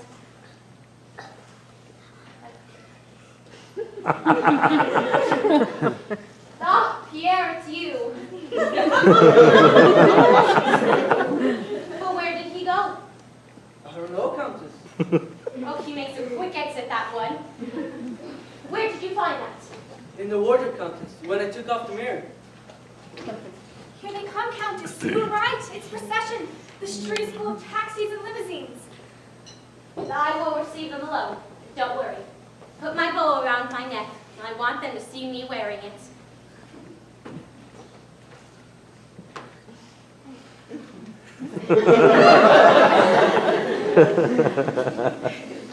Did you stir the kerosene into the water, Irma? Yes, Countess. Thank you. And remember, I want them to think that I'm blind. I want to hear what they're thinking.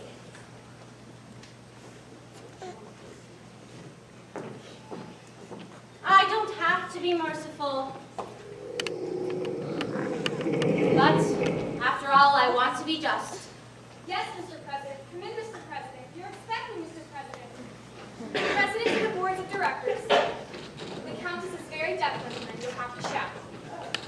I had a premonition, madam, when I saw you this morning that we should meet again. Louder. The old child can't hear you. I have a letter here, madam, in Louder, louder! Is it true you've located oil! Sign here. What is it? Your contracts. What is it? waiver of all rights? Witness. Notarize. Now, madam, just show us the well, and this little package is yours. What is it? Pure gold, 24 karat, for you. Thanks very much. My, how heavy it is. Going to give her that? Don't worry, we'll pick it up on the way out. Is that the way? That is the way. Just a minute, Mr. President. After me, if you don't mind.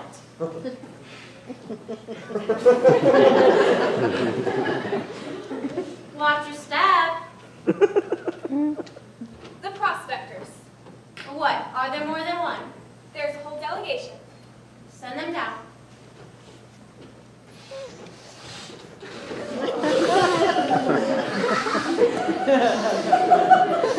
Smell something! Who's that? It's the Countess. She's very deaf. Good.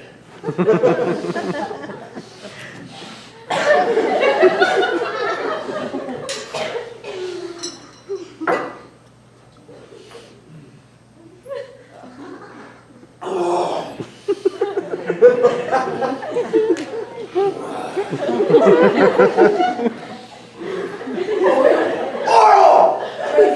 Hose, pulls, gushers. 60 gravity proof! It's straight gasoline! Sign here. What is it? It's agreement for dividing the profits. What is it? It's an application to enter the lunatic asylum. Down there. Down there.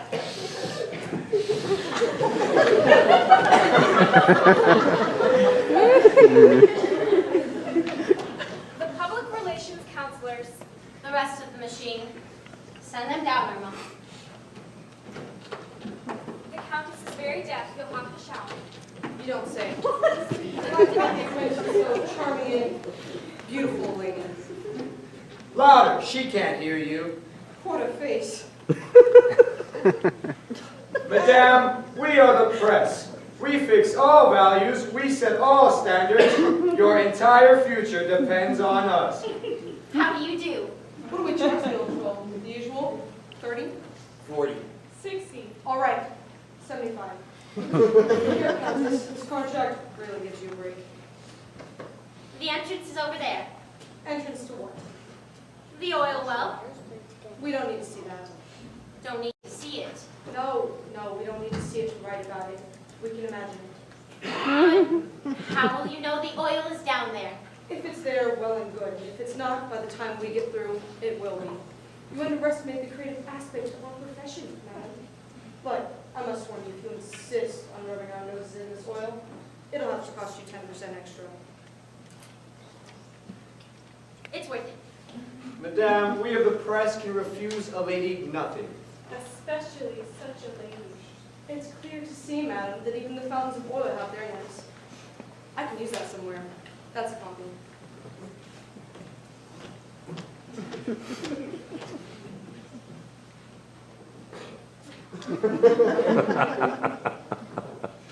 But ladies, please, you have no business here. You're not expected.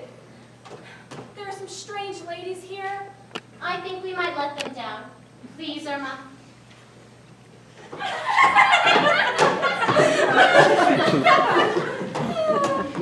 Who are you? Madam, we are the most powerful pressure group in the world. The ultimate dynamic, the mainspring of all combinations. Nothing succeeds without our assistance. Is that the well? That is the well. Put out your cigarettes, girls. We don't want any explosions. Not with my brand new eyelashes. Did you see her hair? Oh, princess.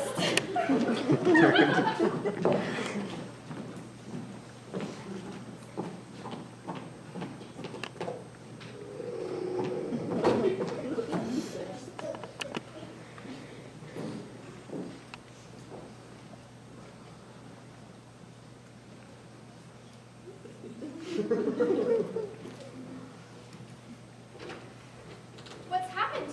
Where have they gone? They were wicked, Irma, and wickedness evaporates. Oh, Countess! Well, Countess, everything's changed! Oh, now you can breathe again! Oh! Now you can see! There, the sky's clear! Life is beautiful again. Countess, the pigeons! The pigeons are flying! They're flying, Countess! The air is like crystal and young grass is sprouting on the pavements. Is it possible? Now you can throw your fireballs as high as you please. They won't go out. And everywhere shopkeepers are smiling. And on the street, utter strangers are shaking hands. They don't know why. And giving each other almond bars. Countess, we thank you! Countess! Countess! Countess, we thank you. We are the friends of people. We are the friends of animals. We're the friends of friendship. You have freed us. From now on, every cat in Paris will no longer be hungry. Countess, we thank you. We are the friends of flowers. From now on, every plant in Paris will be watered. And the sewers will be fragrant with jasmine. Sadness flies on the wings of the morning, and out of the heart of darkness comes the light. Countess, we thank you. We are the Adolf Bertaux of the world. We're no longer timid, we are no longer weak. Henceforth, for your sake, we shall hold fast to what we love. We shall be handsome, and our cuts shall be forever immaculate and new. Countess, we bring you this melon, and with it our hearts. Will you do us the honor to be our wife?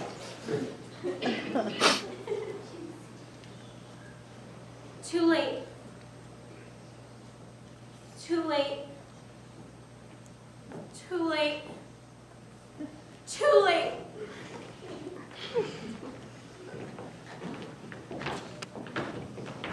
Too late, Countess. Too late for what? I say that it's too late for them. On the 24th of May, 1881, the most beautiful Easter in the memory of man, it was not too late. And it was not too late the day they caught the trout and broiled it at the brook by Vienweg. And it was even not too late the day the Tsar visited Paris with his imperial guard. they did nothing, and they said nothing. And now you two will kiss each other. But Countess, It's been 3 hours since you met each other, know each other, and loved each other. Kiss each other quickly. Oh, look at him. He hesitates. His happiness frightens him. How like a man. Oh, Irma, kiss him, before a single moment wedges itself in between you two. Before a moment passes, and it's become a month, a year, a century. Make them kiss each other, all of you.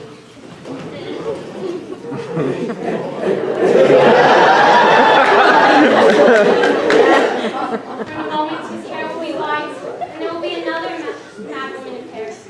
And before that time comes, bravo! Oh, if only you'd had the courage to do that 30 years ago, how different I would be today. Dear Devil, be still. Your worst dazzle our eyes. And there must be someone translate for you. Oh, that is how it all is. Nothing is ever so wrong in this world that a sensible woman can change it in the course of an afternoon. But next time, don't wait until things begin to look black. Tell me before anything bad happens. We will, Countess. Irma, my bones, my gizzard. I have them ready, Countess. Thank you.